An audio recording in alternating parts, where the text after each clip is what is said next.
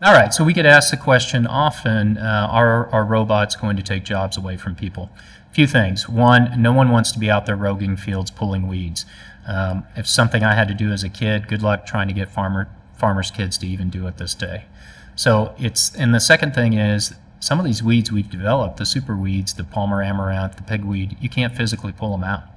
It's impossible. And so years ago, when I came up with this initial concept of the Greenfield, we had just that problem. We had so many pigweeds in the field because the chemicals failed that we couldn't find anyone willing to pull the weeds out, and there was no way we could get it done ourselves. And so that was the idea, was, well, what if we just cut those weeds? What if we just cut them right at the ground? And I called my best buddy, who's a PhD in crop genetics. I called my crop consultant at the time and said, what happens? And the answer is no one knew. Well, now we know. And it works, and 80% of the time in the last 3 years, we've only had to cut the weed once. 20% of the times we've cut it twice. And so, that's how that works. There's no human going to run through the field with the weed whacker. These fields are massive.